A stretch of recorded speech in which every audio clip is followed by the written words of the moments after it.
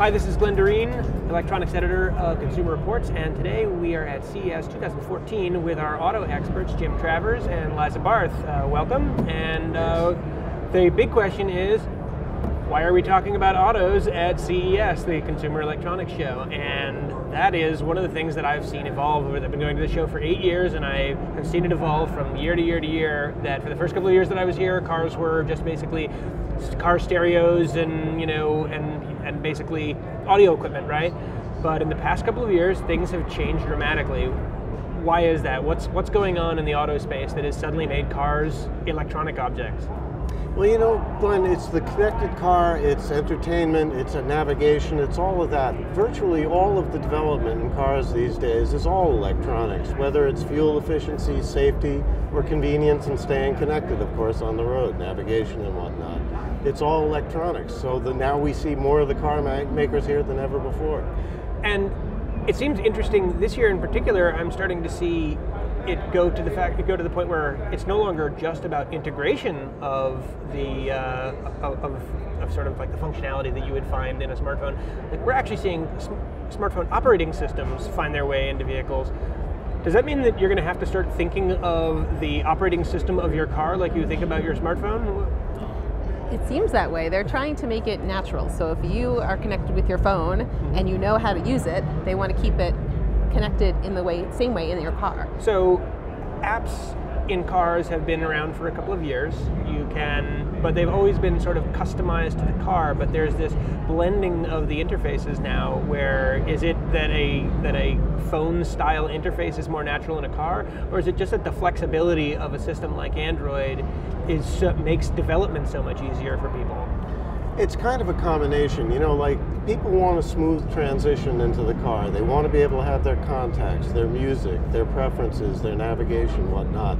But it's not always, the manufacturers keep repeating this, it's not always completely transferable. You can't have as complicated a menu, as dense a menu as you have on a phone, because it's just too distracting in the car. And that's interesting. Driver distraction is obviously the big issue that always gets brought up when people talk about electronics in cars. And whenever I've heard from the car manufacturers, they've always said people are going to do this anyway. They're going to start. They can try and force you to stop using your electronics in a car, but people are going to do it anyway. So where's the happy medium, right? How do you find a system that it doesn't necessarily encourage bad behavior and distracting behavior?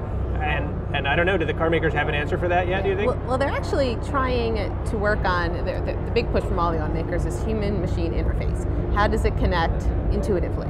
So how does it work? So they're trying to make it so, some things that I've seen in the speedometer, where you can have the functionality like of your phone for navigation in the speedometer where your eyes are looking. So you're not holding the phone, it's right where you need to be. And head-up displays too, we're seeing more of too. Yep. And what about navigation? Navigation is interesting in that, in many ways, the phone has outpaced the innovation of what you can buy in a car, and there's this weird product cycle issue that cars have, right? Because you buy a car and you own it for 10 years, and you don't buy a phone and own it for 10 years, you buy a phone and you own it for 2 years. So you're always getting the latest and greatest navigation system in your phone, and cars have had trouble keeping up with that. What's their answer to that, or is there one? There again, I don't think we've seen entirely what the solution is going to be. Different car makers are taking different approaches. Some are going with more of an embedded approach, some are putting more stuff or bringing more in from the phone. And it really depends. With maps, for example, it's certainly easier to update from a phone than it is with the systems we currently have in cars. However, there are some functions that manufacturers seem to want to have more in embedded ways: security, car maintenance, service reminders and updates, that kind of thing, stolen car reminder. So, we may be seeing more of a hybrid solution going forward, where some things are brought in with the phone and some are more on board. Yeah, it's interesting that the notion of connectivity is, in many ways, determined by carriers, by the people that own the networks, right? So right now, the easiest tether to the carrier, the easiest way to get the car connected to the carrier is by just piggybacking on your phone. You guys probably remember GM's OnStar, well, they still have OnStar, but remember their analog OnStar antennas sure. that suddenly obsolete. Yeah, when you embed the technology in the car, and then suddenly one day Verizon decides to, was it Verizon? I don't remember who was doing the network, but suddenly the network provider decides to go and shut down that network, and you're left with a functionless aspect of your vehicle. Right. So when it comes to this question of embedding, I can imagine that seems like a cautionary tale for auto manufacturers. I think that's true, and I think that's part of why there's that looking toward some sort of a hybrid solution for part of it. But the other part of it, Glenn, is the manufacturers don't want to give up that control, that real estate. By having an embedded system, they do have a means to perhaps even a revenue stream where that with maintenance reminders and whatnot, they can drive people back to the dealership, or even from the security, the OnStar standpoint, they can have that subscription-based service to try to drive some revenue coming back. And even basically like just user interface, right? Like there's an element of branding to that I think they're loath to give up. When you start a Cadillac, you want the Cadillac. They want the Cadillac symbol coming up, and they don't want Google coming up, right? Yes. But also they want to make ones that are usable. I mean, we've seen a lot in the cars that some are not as good as others. So some are doing a better job of creating them in the car. And when I don't know, Motorola does a touch screen, it tends to work a little better than when some auto manufacturers do touch interfaces. Yeah. Right, and that's one of the dangers of just trying to duplicate what we see in phones. It doesn't always work, and what works in a focus group doesn't necessarily work out on the road.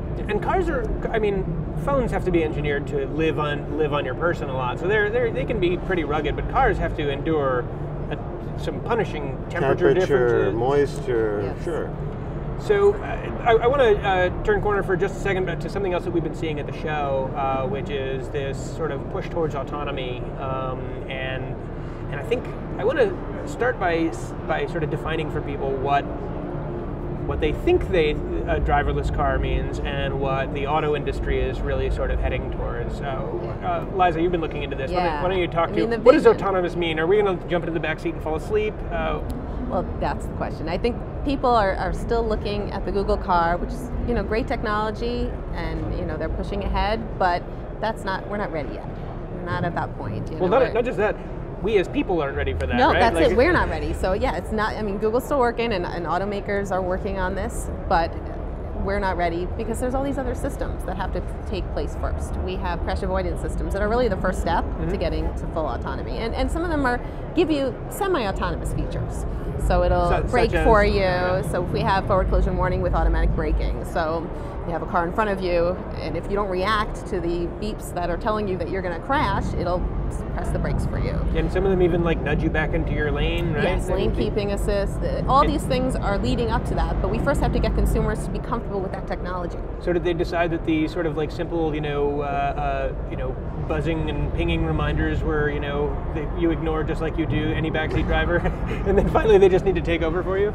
Well, that's what they're really working on, is getting it. Again, it's getting the interface intuitive, so people know what that means. So whether it's the noise, whether some of them have the haptic feedback in the seat, the buzzing that sort buzzing, of so it's on this side the... and you're there. So they're saying that it would be automatic. They know you'll know what to do when it comes if they make it right. And some of these systems are actually vision based, right? They're watching the road. Yeah. They're not. We're not just talking about sonar and radar and stuff like that. These are cameras that are analyzing the road. Yeah.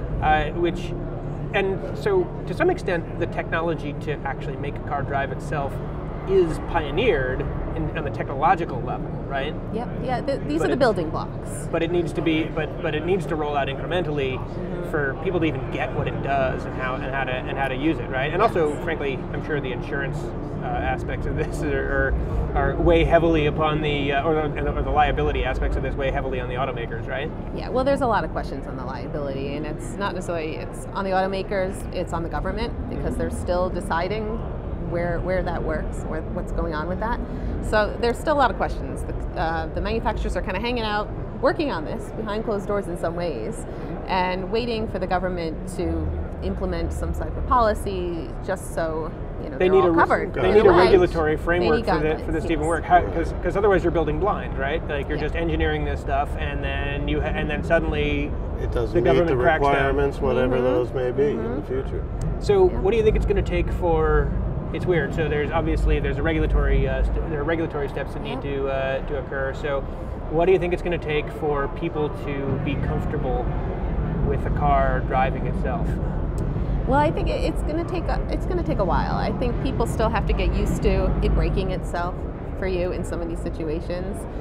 We saw here actually a self-parking car. Meaning that there's some self-parking features out there now, but you're actually in the car. This one is a feeature that'll be coming out down the road where you step out of the car and you let it park. So you get out of the car and just say, "Go park yourself," and it does. Well, they're based on a sensor. So you walk through or drive past the spot. Okay, that's the spot I want. Park where you would normally park, where you're going to back up, get out, and let it do its thing. Let it do it. And it'll shut the car off and. I have one reservation about that, though. What happens when you tell it to park itself? It does it halfway, messes up, and then you're like, "Oh, I gotta get back in the car again," and then go finish the job for it. Well, did it work? That's Can I what ask they you that? want to do. It worked, and I think they're very hesitant to send something out to the public that won't work. Yeah, well, they have to make sure it's perfect, because again, people aren't going to adapt to it if it's not doing the right job. There's nothing worse for a manufacturer than a truly annoyed consumer, right? Yeah.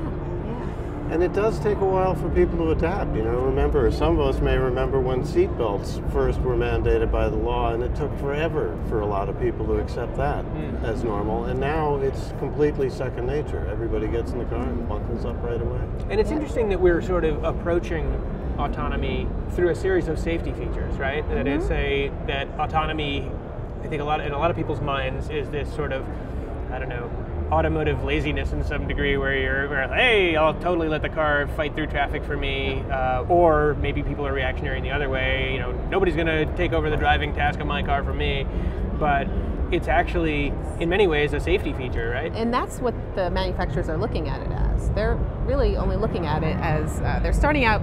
Everybody's goal, in fact, all of the automakers have said, 0 fatalities. That's what our goal is. It starts with these systems, and then it will lead to autonomous cars. It starts with the crash avoidance systems first, getting them in place, getting people to get used to them. But the challenge with autonomous driving is the driver still needs to be in control in some way. Sure. And so it's getting back and forth, being able to get back into driving when needed. Well, we're obviously, but this is the type of stuff that we are going to essentially be confronted with as consumers in the near future, right? Whether we're ready for it or not. Yep. Amazing. Well, thank you guys. I appreciate you coming by. I hope you enjoy the rest of the show, and I know there's lots of stuff to see, so I won't keep you any longer. But thanks for joining us. And as for you out there, if you want to learn more about automotive technology at CES, please check us out at consumerreports.org/CES.